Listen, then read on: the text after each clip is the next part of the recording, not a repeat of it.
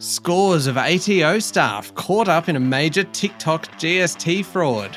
Macquarie's $58 million man leaves the factory, and the SuperBowl audience on Monday was as big as when man landed on the moon. Welcome to Fear and Greed Business News, Australia's best business podcast. It is Wednesday, the 14th of February 2024. I'm Michael Thompson, and happy Valentine's Day, Sean Aylmer. Happy Valentine's Day, Michael. You are my work husband. There is no doubt about it. We spent a lot of time together, and I'm sure Sian and Jackie wouldn't mind me saying that. Yeah, it does feel like we spend so much time together. Unfortunately, I didn't get you a gift, and I just realised this right now that that much like Sian, I haven't got anyone. I haven't got anyone gifts. Maybe I shouldn't have drawn attention to this. Maybe not. Until I got up this morning, I hadn't given it a second thought. Anyway, Let's just move on. We'll move on very quickly. Sean, after the show, you have an interview today with Innes Willox, who is the Chief Executive of the Australian Industry Group. This is a very timely, very interesting interview. It sure is, because we ask Innes all about what employers think of some of the IR changes that are coming through. So the right to disconnect is one of them. The casual conversion to permanence is another. What's happening with gig workers? He is very outspoken in his views on that, and he certainly pushes the Australian Industry Group position on that. You know, it really comes down to flexibility and a lack of flexibility that these new laws introduces. That's according to Innes, of course. It is definitely worth a listen if you're interested in anything around policy development and Canberra and how this whole IR legislation is going to play out. Yeah, absolutely, because this is a very influential group. The Australian Industry Group, it's one of those groups that when we say that business is speaking out against something or about something, it is typically a group like the Australian Industry Group, and typically through the chief executive being Innes Willox in this case. So it is worth a listen because he does have a very strong point of view on it, and he makes that point very, very clearly with you this morning, Sean. So stick around for that one. But the main story this morning, Sean, this is staggering. More than 150 Australian Taxation Office officials have been investigated over a GST fraud scheme, with some staff sacked and others facing ongoing criminal investigations. The so-called TikTok GST fraud involved TikTok accounts that allegedly promoted GST fraud. Essentially, there were videos on TikTok explaining how people could get the tax office to deliver money directly to their account. Facilitators then emerged who promised to help people gain the free cash by handing over their personal details. This was used to invent fake businesses with their own Australian business number, their own ABNs, which then submitted fake BAS statements, business activity statements, to claim GST refunds. There have been more than 100 arrests outside the ATO, and 16 people have received a criminal conviction. 9 months ago, the ATO came out and said it was cracking down on an $850 million GST fraud by about 40,000 Australians. That grew to $1 billion, involving up to 70,000 people. A new report out yesterday said $2 billion in primary liabilities had been raised since the crackdown got underway, with $2.7 billion in suspect GST refunds stopped before payment. TikTok says it's cooperated with the tax office to permanently ban more than 60 accounts. Sean, we're talking here about tens of thousands of people, billions of dollars. The numbers here are just huge. Have they actually stopped the fraud now?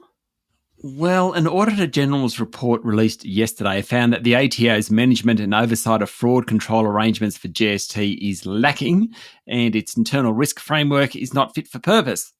Not promising, really. According to a report in the AFR, accountants in Western Sydney, when the fraud went viral in mid-2021, have found new examples in recent tax returns, suggesting that the fraud activity is continuing. It actually came to light after banks, led by Westpac, noticed unusually large payments going into the accounts of its customers. A bunch of those customers were actually, their main source of income was welfare payments.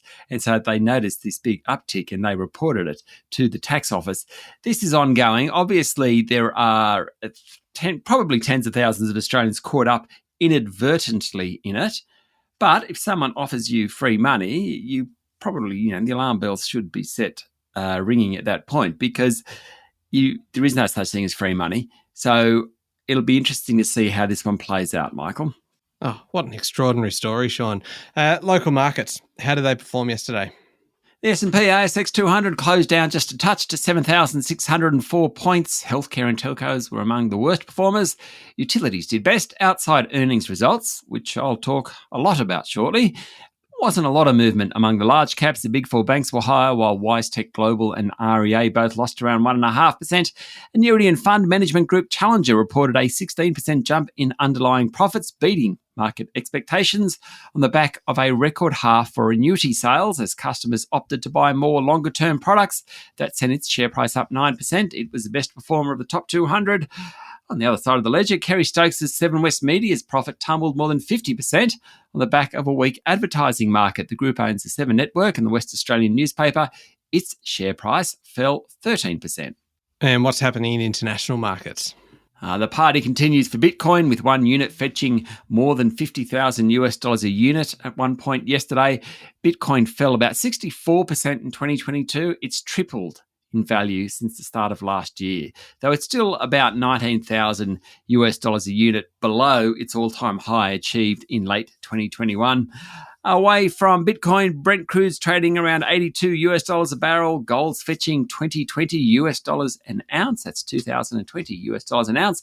And the Aussie dollar is buying 65.2 US cents, Michael.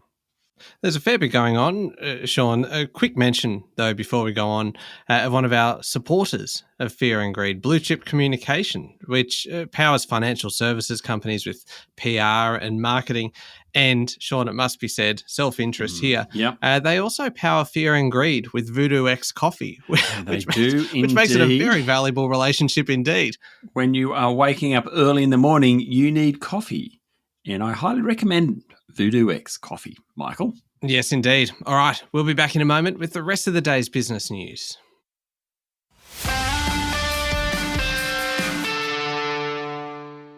Sean, the Macquarie banker who earned $58 million last year is leaving the group, just as the bank says earnings might not be as good this fiscal year.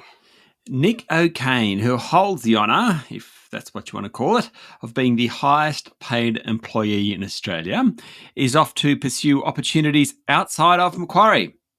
Michael, if I earned that much money last year, I reckon I'd be pursuing opportunities outside of Fear and Greed. Don't you reckon? Yeah, those opportunities for me would involve buying private islands and drinking cocktails. Stuff like that. Yeah, totally. Yep. O'Kane will step down as head of the Commodities and Global Markets Division, which last year reported a $6 billion net profit. Now, that was helped by Russia invading Ukraine, boosting commodity prices. O'Kane's pay packet last year was close to twice that of his boss, Macquarie CEO Shamara Wickramanayake, who is actually the highest paid CEO, but obviously not the highest paid employee in Australia. O'Kane's pay of $58 million is about 8 times the size of the boss of the Commonwealth Bank. Now, the announcement came as Macquarie released a third quarter update. Its financial year ends on 31 March. It said net profit year to date is substantially down from last year, and that resulted in Macquarie's share price falling 1.3%. Sean, consumer sentiment has rebounded to a 20-month high as the outlook for interest rates went from rises to falls. Yes, the Westpac Melbourne Institute Consumer Sentiment Index rose to its highest level since mid-2022, rebounding from levels normally associated with a recession. Who do you reckon is going to be really excited about this number? Stephen Koukoulas. Yeah, the Kook. He'll be all over it. Oh. Look forward to talking to him next Monday about it. Again, Sean, honestly, anytime you ask me a question mid-story, just this moment of panic comes in. This goes all the way back to high school, I reckon, and when you get picked on by the teacher to answer a question, and even if you know the answer, there's just this moment of absolute sheer dread that comes in. Terror. And you do that to me. And I suspect you actually take great delight in it. Well, I hadn't, but I'm going to from now.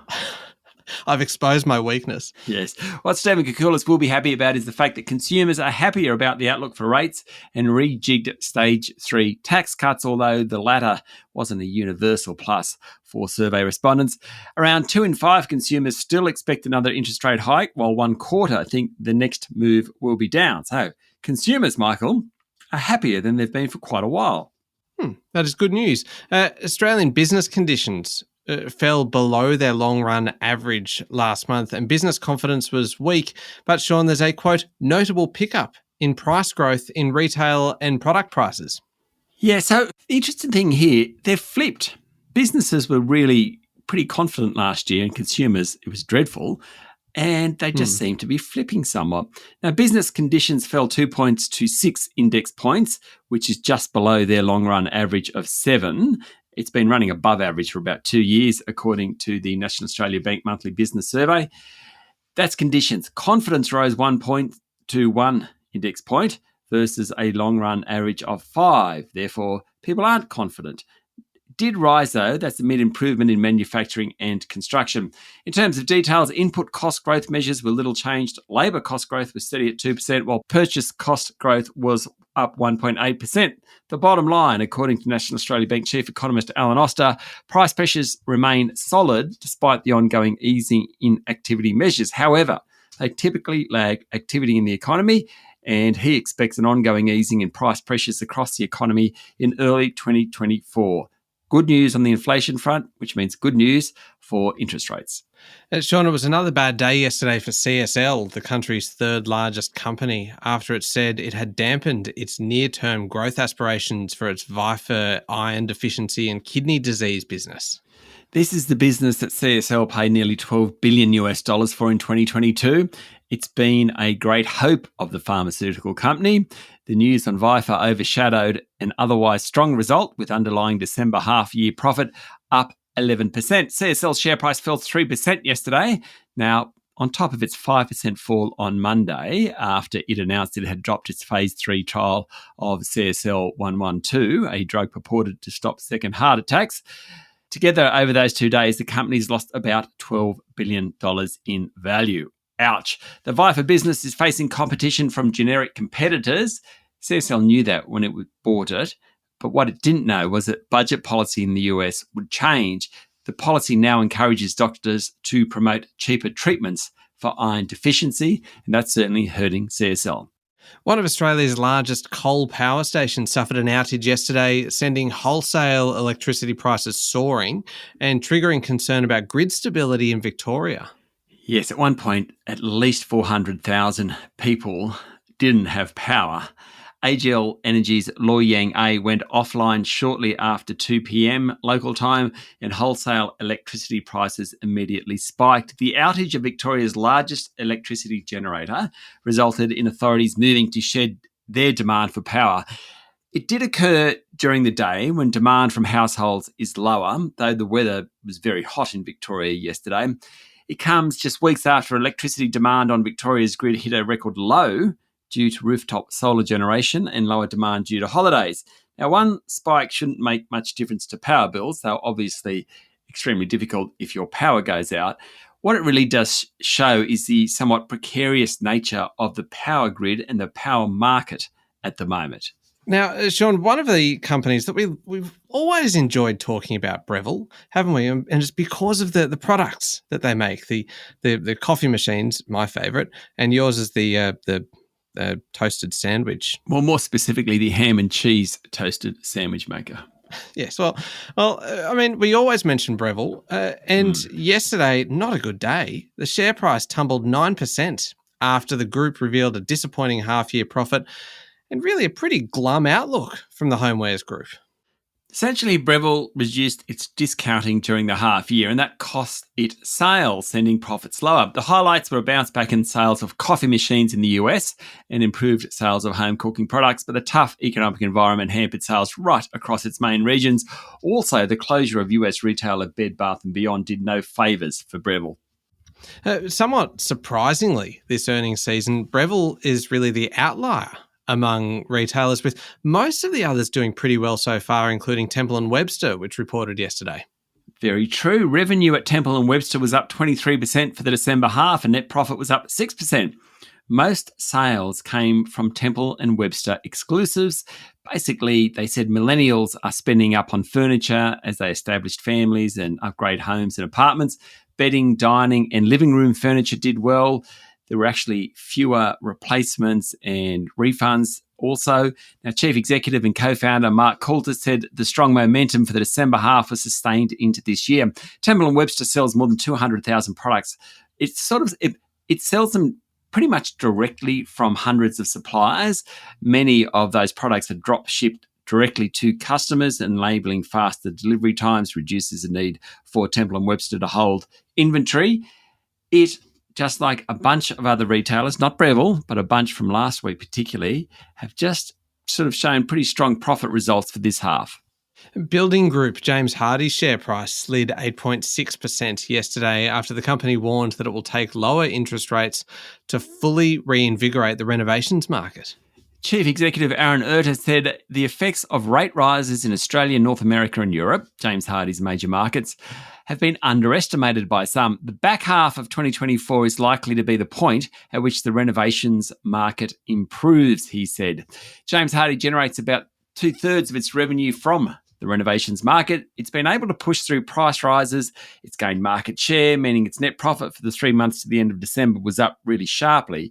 But Mr. Erter said James Hardie had been winning market share from competitors, but those gains will become much harder to repeat.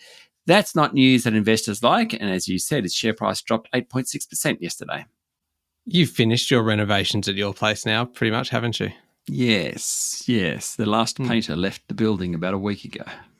See, why do you ask, Michael? Why do you ask? Oh, just because that if this story had been, say, 3 months ago or something, it would have been probably the lead story, I suspect. Not saying that you're entirely driven by self-interest, but forget TikTok, forget fraud, and forget the ATO.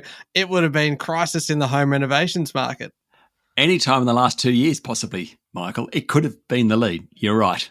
It has been a very long-running saga, hasn't it? Now, Sean, online job site Seek has lowered its profit forecast on the back of a slowdown in the employment market, sending its share price down 4%. Paid job ads in Australia and New Zealand were down 20%. They were down 26% in Asia. Chief Executive Ian Narev said the decline followed all-time highs in job ads during the post-lockdown rebound in hiring, and volumes were now back to 2019 levels. Okay, turning to international news now, and two major Texas oil producers are merging in a $50 billion deal, the latest in a wave of consolidation in the US energy industry. Diamondback Energy will buy Endeavour Energy Resources, a sought-after privately held company that also had ConocoPhillips interested. It's a cash and stock deal. Diamondback's shareholders eventually will own about 60% of the combined company. Now, both operate in the Permian Basin that straddles New Mexico and Texas. Really interesting, this area, because it was sort of thought to be mined out. But then technology advances, including fracking, meant that all these new oil and gas-rich shale fields have been developed. It's now the most productive oil and gas field in the US. And about a decade ago, they thought it was all over. Hence the deal over the past couple of days. There's been a bunch of big deals recently. ExxonMobil bought Pioneer Natural Resources for about $60 billion late last year. Another one late last year was Chevron. It acquired Hess for $53 billion. Obviously, size matters when it comes to the US energy industry. Finally, Sean, we mentioned this one at the top of the show. This week's Super Bowl brought in the largest audience ever for a single US network, with 123.4 million viewers, according to broadcaster CBS. Isn't that enormous? It is ridiculous. It was up 7% from last year's game. The number includes 120 million viewers on the CBS network and Paramount Plus, the streaming service of parent Paramount Global, according to Bloomberg. It's probably the largest viewership ever, though the Apollo moon landing in 1969 was estimated to have drawn a TV audience of between 125 and 150 million people in the US. Now, the population then was just 200 million.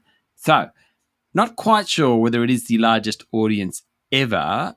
Definitely the largest audience ever for a single US network. As I'm sure everyone knows, Michael, the Kansas City Chiefs won their second title, defeating the San Francisco 49ers 25-22 in overtime. Wasn't that kiss from Tay-Tay wonderful? The number from the game that I like best is 16 million. That's the number of people expected to skip work the day after Super Bowl Sunday on what's known as the least productive workday in the year in the United States. Isn't that a great stat? That is a brilliant stat. 16 million people expected to skip work. Yeah, and it is known as the least productive workday, which, of course, is a good segue into a man who's very interested in productivity and work and stuff like that. Yeah, well done. My guest after the show, Australian Industry Group's Chief Executive, Innes Willox. We ask him all about the new IR laws and things like that that are coming. Well, the crossbenchers have agreed to it, so they will be legislated in coming months, and big changes for gig workers, big changes for casuals, the right to disconnect from work, all that sort of stuff. Great interview with Innes Willox. Michael. Yeah, it is a really interesting one, and he has some very interesting comments to make around the impact, particularly the right to disconnect. I thought was fascinating. It is up next in the Fear and Greed playlist on your podcast platform or at fearandgreed.com.au. And of course, today is Wednesday, which means there is a new episode of How Do They Afford That out. And today's episode is all about investing. It came from a listener query that came in that basically asked, if I'm new to investing, how do I get started? But in particular, what do I look for when I'm using or looking for an app to actually start buying and selling shares? And so we go through kind of the difference between a bunch of different apps and look at a bunch of different companies, but then also go through a lot of the terminology and things that you'll need to kind of get your head around in order to start dabbling. So it's not actually a bad interview to play, particularly if you have young people in the house. That might be interested in kind of learning some of it, because it really explains some of the basic principles of it. And so that is How Do They Afford That? It comes out every Wednesday, and I'll put a link in today's show notes. Thank you, Sean. Thank you, Michael. It's Wednesday, the 14th of February, 2024. Make sure you're following the podcast, and please join us online on LinkedIn, Instagram, X, and Facebook. I'm Michael Thompson, and that was Fear and Greed Business News. Have a great day.